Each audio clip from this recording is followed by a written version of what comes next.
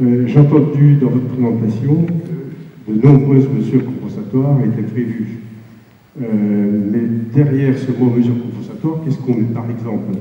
Vous avez noté qu'il y a destruction, j'ai noté qu'il y a destruction de 57 hectares de forêt, dont des peupleraies, dont acte.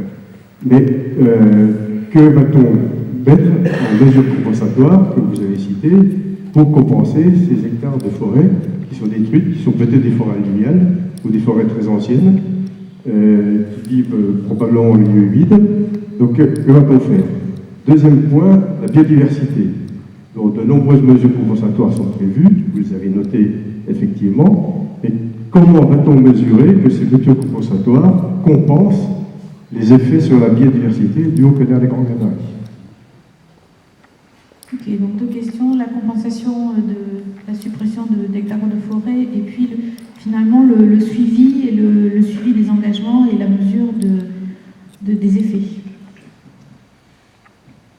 Sur les deux questions, premièrement sur les boisements impactés, les 57 hectares de boisements impactés, donc vous notiez déjà 7 hectares et demi de peupleraies.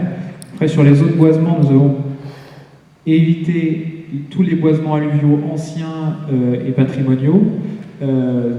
Et ensuite, la principale mesure que nous allons mettre en œuvre, c'est un certain nombre de créations d'îlots de sénescence pour les boisements, afin que des boisements alluviaux qui sont par ailleurs déjà en partie patrimoniaux deviennent des sanctuaires pour que ces boisements vieillissent le plus naturellement possible et que tout le cortège de biodiversité et tout l'écosystème associé à ces milieux se mette en place et soit préservé.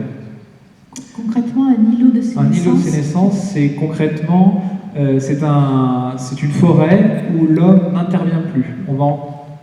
Un îlot de vieillissement, c'est un endroit où l'homme intervient encore afin de favoriser le vieillissement. Là, c'est vraiment, on laisse la nature dans ces zones à fort enjeu écosystémique reprendre complètement ses droits et faire vieillir le milieu tel qu'il vieillirait naturellement, si je me permets.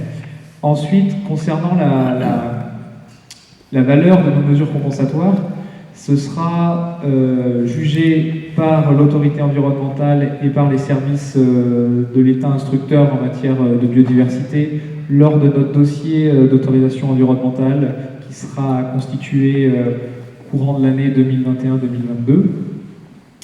Et on peut déjà dire que nous travaillons de concert avec notamment la réserve naturelle nationale de la Bassée, donc plutôt côté Seine-et-Marne, sur éventuellement nos mesures compensatoires et leur efficacité.